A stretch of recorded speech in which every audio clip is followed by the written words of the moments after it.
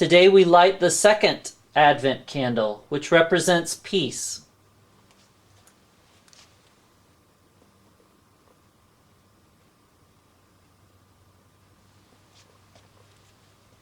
God of peace, glow brightly in each moment this season.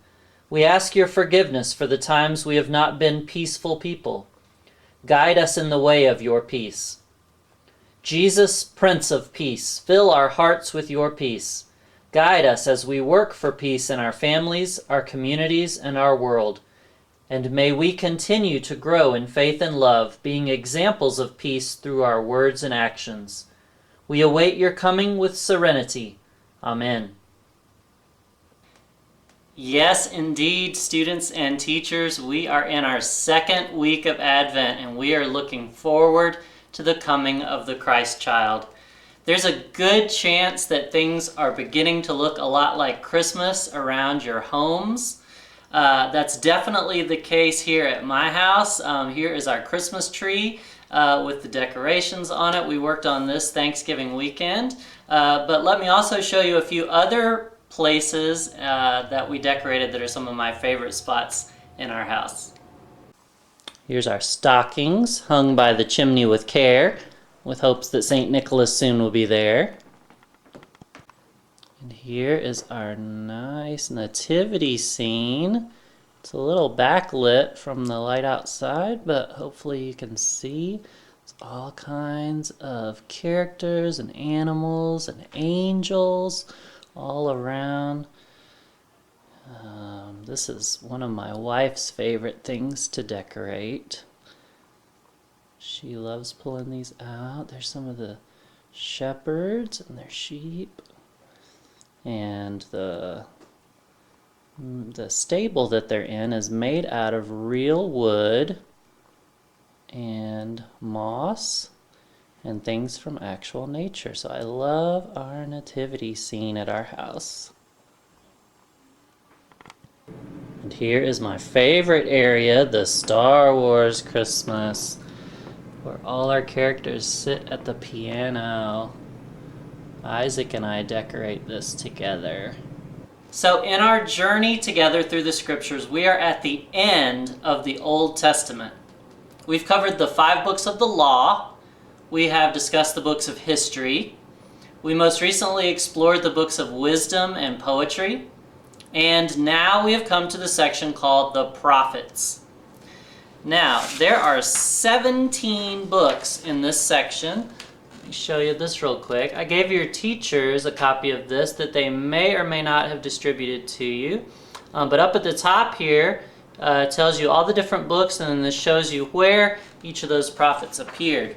The 17 books, Isaiah, Jeremiah, Lamentations, Ezekiel, Daniel, Hosea, Joel, Amos, Obadiah, Jonah, Micah, Nahum, Habakkuk, Zephaniah, Haggai, Zechariah, and Malachi. That's a tongue twister. So those 17 books, as you might suspect, each offer something a little different. We obviously won't cover everything that's discussed in all of the books of the prophets. But here are some of the things that you will find if you explore these 17 books. There will be some history. You'll find out more stories about the Israelites, specifically what happened to them when some empires came in and started conquering their land. First it was the Assyrians and then the Babylonians. And within these accounts, you'll find some very familiar stories, like Daniel in the lion's den, Jonah in the belly of the whale, and one of my favorites, Shadrach, Meshach, and Abednego surviving the fiery furnace that King Nebuchadnezzar throws them in. You may know that one as Rack, Shack, and Benny from VeggieTales. There are stories of lament.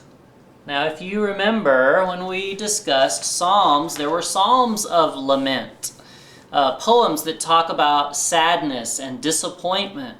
There's a whole book of those here called Lamentations. The people had lots of things to be sad about because they had been conquered by outsiders, and they were worried that God had forgotten about them. In these books of the prophets, you will also find apocalyptic writing. Now, apocalyptic is a big word, and we haven't learned about it yet because most of it comes in the very last book of the New Testament, the book of Revelation. But there's some of it in the book of Daniel, one of the prophets, and it's fascinating. Apocalyptic writing is a very unique kind of storytelling with wild images of things like a beast with 10 horns that devours the whole earth. It can be kind of scary, but it represents different things that the people then would have known about. So it's kind of fun to learn about apocalyptic writing. And then finally, the last two things you'll find here are the things we're going to spend most of our time discussing. Wake-up calls, and then the new covenant, the coming Messiah. I categorized those as all one thing. So those are the things that to me are essential for us to talk about in the books of the prophets. They're wake-up calls, and they're big news that Jesus is coming. There have been prophets throughout the sections of the Bible that we've covered already. So we've talked a little bit about who they were and what they did. They were essentially God's messengers. If he had something to tell his people, he would speak that word through his prophets. A great example of this that we learned about is when God wanted to let David know that he had sinned. He sent the prophet Nathan to carry that message and helped David realize what he had done wrong and what he could do to fix it. Now, this was a very positive example of how a prophet's words were listened to and immediately put into practice, but that was not always the case. Many times the message a prophet was delivering from God was not something that the people wanted to hear, so they might ignore the prophet. Now, this wasn't a wise decision, but it was a decision that they chose time and time again. Our friends at What's in the Bible like to compare the way the people viewed prophets to the way that we might think of our alarm clocks. Sometimes we need to be woken up, but we don't really like it. I'll let them explain. An alarm clock is a wake-up call. If you're about to miss something important because you're asleep, like school or church or your wedding, an alarm clock goes off and wakes you up. It yells, "Hey, stop sleeping or there's gonna be trouble." Most people I know don't particularly like alarm clocks. I don't like my alarm clock at all. Sometimes people really don't want to be woken up. And the same was true of prophets. When Israel wasn't following the covenant, when they'd sort of fallen asleep in their relationship with God, God would send a prophet like an alarm clock to sound an alarm, to say, "Hey, wake up or there's gonna be trouble." And just like with alarm clocks, it didn't always go so well. So the wake-up call that God would deliver through his prophets would be a little different each time, but often they shared some common elements. Usually the prophets were letting the people know they had strayed very far from God's plan. They were not turning away from their sinful ways as they should. They were neglecting the poor and those in need. They did not stand up against acts of injustice going on around them. The prophets told the people what they had done wrong, and they told them what would happen if they continued down that dangerous path. Oftentimes, these warnings were also accompanied by visions of hope for the future. A glimpse of the blessings that would come if the people turned around and came back to God. Some of these blessings appear in great detail as the final pieces of God's big rescue plan. He began to reveal it a little at a time, especially through these prophets.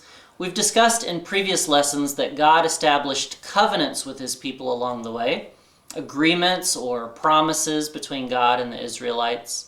The new covenant is discussed here in Jeremiah, and there are big clues throughout Isaiah and some of the other books of the prophets about what exactly that will look like. And spoiler, it looks like a baby in a manger. Yes, the prophets were letting us know that help was on the way. God's plan was going in a bold new direction. God's new covenant with his people would involve God becoming one of them, coming to earth to live among them, showing them, not just telling them how to love, and ultimately sacrificing himself for their sins. Pieces of this puzzle were scattered throughout the books of the prophets, and they may be part of your Christmas celebrations at your homes and your churches, and you just don't even realize it. There's a piece of classical music for orchestras and choirs called Handel's Messiah that many people love listening to at Christmas time. You should see if your family owns a recording of this. It may not be the kind of music you usually listen to, but hopefully you'll enjoy it because I'm going to play a minute or two of one of my favorite pieces. Check this out.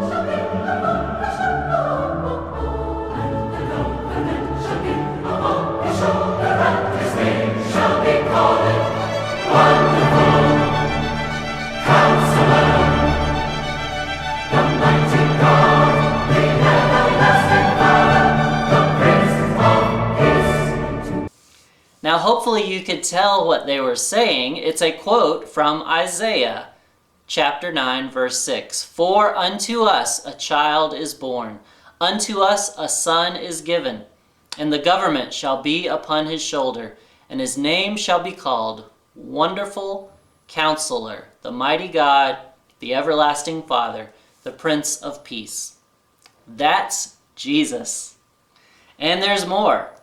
I really like the way the Jesus Storybook Bible writes it out. So I'm going to tell you their version of Isaiah. Do you know what your name means? Well, there was once a man called Isaiah, and his name meant God to the rescue. That might sound like a bit of a funny name to you, but it was just the right name for Isaiah, because God had a special job for Isaiah. You see, Isaiah's job was to listen to God and then tell people what he heard. Now, God let Isaiah know a secret. God was going to mend his broken world. He showed Isaiah his secret rescue plan, Operation No More Tears. This is the message God gave Isaiah. It was like a letter God wrote to his children.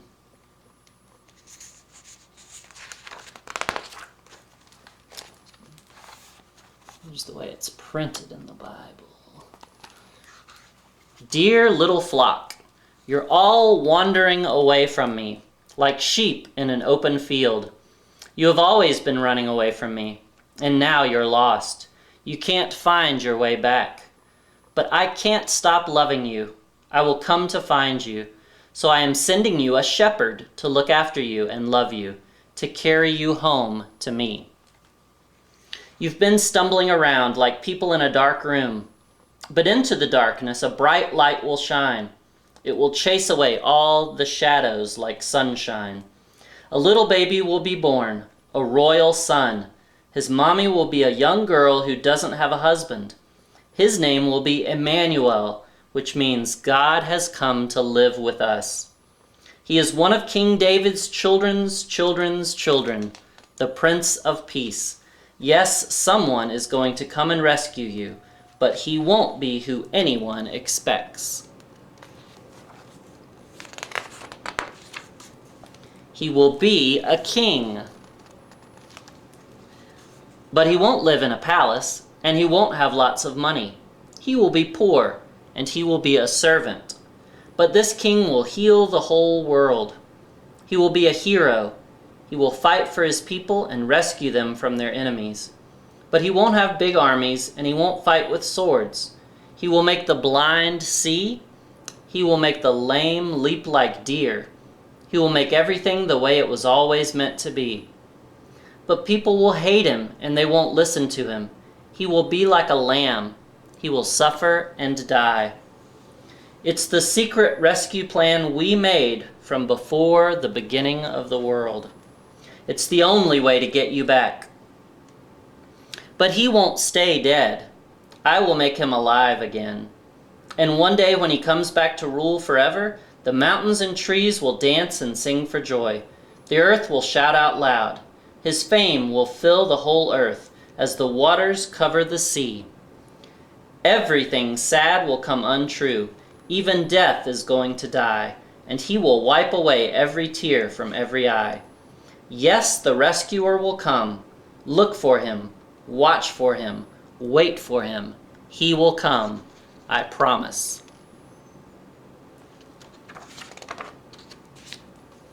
Love God. Poor Isaiah. He read God's letter over and over to God's people, but no one listened to him at all, ever. They didn't want to hear God's promise. They didn't believe it. Did it sound maybe too good to be true? A story that ends happily ever after? Well, it does sound like a fairy tale, doesn't it? And as anyone will quickly tell you, fairy tales aren't true. Or are they? Advent and Christmas are such big deals to all of us because the coming of Jesus changed everything. God's rescue plan was in full effect. His love for his people and the problem of their sin and the consequences they deserved would all be covered by the person of Jesus. And I can't wait to start getting into all the details with you in the weeks to come. Happy Advent. See you next week.